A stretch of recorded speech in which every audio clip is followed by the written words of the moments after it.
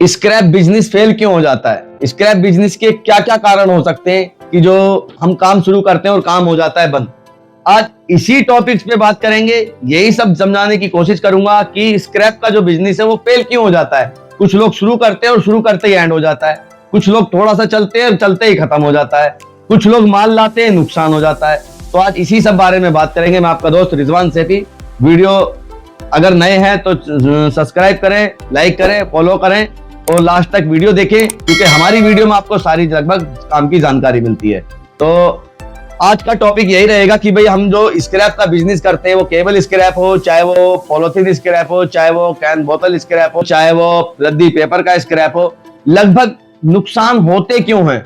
किसी भी लाइन में चले जाइए कि नुकसान होने के कारण क्या है, क्या चीजों पे हम चूक कर जाते हैं या कैसी चीजें या जानकारी हम छोड़ देते हैं जिसकी वजह से नुकसान होना शुरू हो जाता है।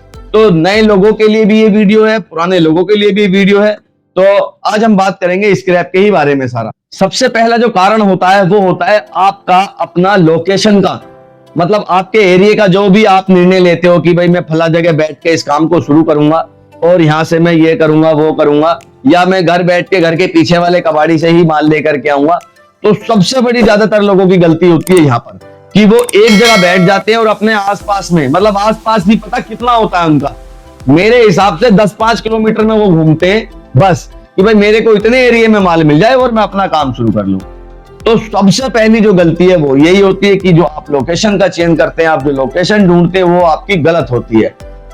मेरा जो अनुभव है, जो मेरा अनुभव कहता है कि भाई आपकी लोकेशन कितनी होनी चाहिए, तो मेरे हिसाब से आपकी लोकेशन कम से भी कम 100 किलोमीटर का आपका लोकल एरिया होना चाहिए।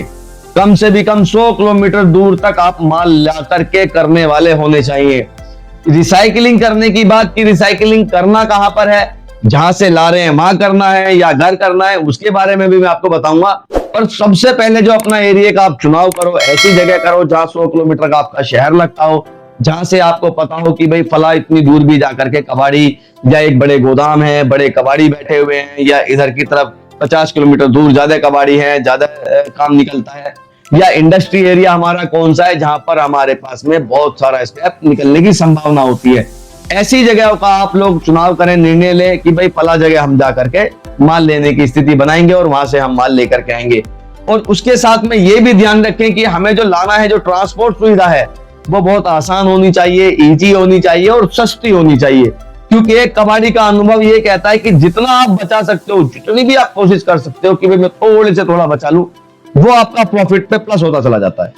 उसके बाद दूसरा काम आता है आप लोगों का लोगों के साथ जुड़ाव कैसा है, आपका नेटवर्क कितना स्ट्रॉन्ग है, आप किस तरह लोगों के साथ जुड़ते हैं, किस तरह आप लोगों के साथ मिलते हैं। पीछे वीडियो भी मैं बोलता हूं कि लोगों के साथ बहुत अच्छा व्यवहार बनाइए, दुआ सलाम सबसे इतनी अच्छी रखिए कि आपको अगर मतलब नहीं है तब भी आप दुआ सलाम रखिए, भविष्य में कभी ना कभी तो आपके काम आ सकता है। स्क्रैप की लाइन में नेटवर्क स्ट्रॉन्ग होना बिजनेस को लेकर के एक सबसे बड़ा प्लस पॉइंट है। इस बात को इस तरीके से मान के चलिए कि जितना आपका अच्छा नेटवर्क होगा, जितनी बड़ी आपकी नेटवर्किंग होगी, उतना अच्छा आपको मटेरियल मिलने वाला है, उस मटेरियल का प्राइस मिलने वाला है, आपको ट्रांसपोर्ट की सुविधा उतनी अच्छी मिलने वाली है, लोगों के साथ जुड़ाव बहुत अच्छे होने वाला है और नुकसान फायदे में भी वहां पर आपको हेल्प मिलने वाली है। आपका धंधे में अपने आप ही चीजें बढ़ने लगेंगी, मटेरियल की सुविधाएं मिलने लगेंगी, माल भी आपको काफी अच्छी तादाद में मिलना शुरू हो जाएगा।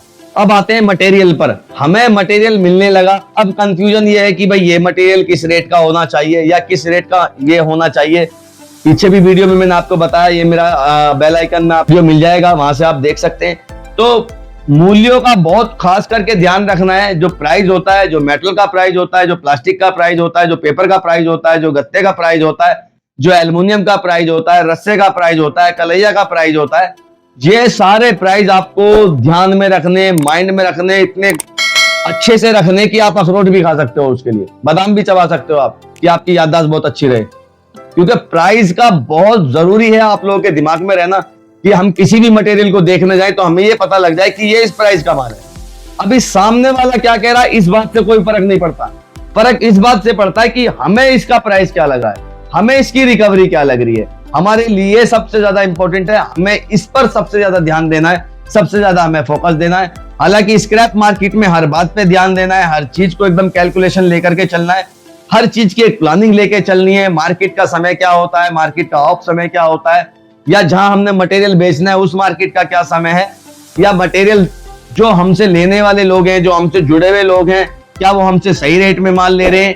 पता लगा माल का रेट अलग बढ़ रहा है और आपको प्राइस कुछ और मिल रहा है। तो इन सब चीजों का बहुत खास करके आप लोगों को ध्यान रख के चलना है। अब बात करते हैं इसमें पैसा, कितना पैसा लगा करके हम बिजनेस को स्टार्ट कर सकते हैं, या कितनी लागत में हमारा काम शुरू हो जाना चाहिए। तो यहाँ भी मैं एक आपको बहुत विशेष बात बता देना चाहता हूँ, अपना अनुभव आप लोगों के साथ शेयर करना चाहता हूँ कि यहाँ पर जो लोग सोचते हैं कि यार 10-20 हजार लगा के स्क्रैप का काम शुरू कर देंगे, बिल्कुल मत करिए। इससे अच्छा आप जॉब कर रहे हो या कोई अपना पर्सनल काम कर रहे हो वो करिए, मत घुसिए लाइन में।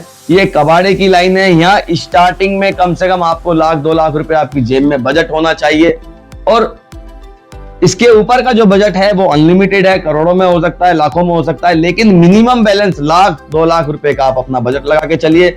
उसमें भी सबसे ज्यादा इंपॉर्टेंट बात है, वो पैसा आपका ब्याज का नहीं होना चाहिए, वो पैसा आपका किसी चीज को गिरवी रख के नहीं होना चाहिए, वो आपका निजी पैसा होना चाहिए। क्योंकि ये मार्केट है और जब आप मार्केट में स्टार्टिंग में चलते हैं तो उठना और गिरना दोनों ही चीजें लगी रहती हैं, क्योंकि मार्केट हमेशा चलना सिखाती है, कभी गिराती है कभी उठाती है, इसी तरीके से मार्केट चलती है। अभी हमारे पास मटेरियल भी आ गया, थोड़ी सी जानकारी भी जुटा ली, घर में स्टॉक भी कर लिया है। अब प्रॉब्लम आती है इसको रिसाइकलिंग कैसे करें।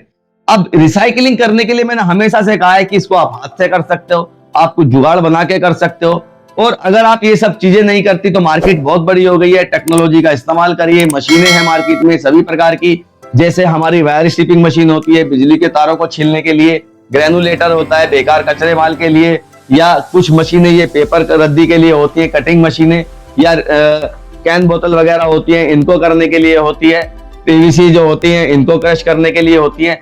तो टेक्नोलॉजी का इस्तेमाल करिए, मैन पावर बचाइए, यहाँ आपका समय बचेगा, क्योंकि मार्केट का जो उतार चढ़ाव है वो बहुत जल्दी जल्दी परिवर्तन होता रहता है।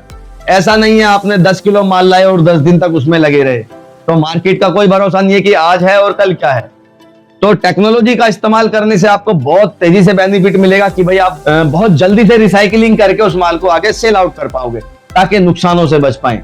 सबसे लास्ट में मैं आपसे बस यही कहूंगा कि पर्यावरण को बचाइए, अपने जितने भी रिसाइकलिंग बिजनेस हैं उनमें अपने कोशिश करिए, पन्नी को लेकर के, प्लास्टिक की बोतल को लेकर के, या इलेक्ट्रॉनिक चीजों को लेकर के, किसी भी चीज को जलाने वगैरह से या नाली वगैरह में भरने से कोई फायदा नहीं होता, पर्यावरण को नुकसान होता है।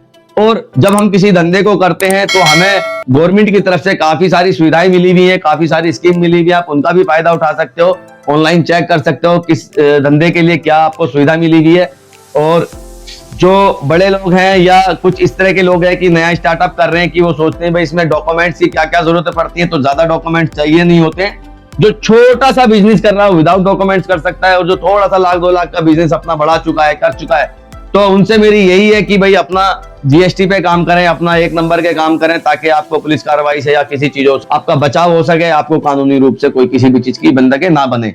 तो अगली वीडियो में फिर से कुछ आपके लिए नया लेकर के आता हूं, तब तक के लिए इजाजत दीजिए। मैं आपका दोस्त रिजवान सैफी, शुक्रिया, जय हिंद।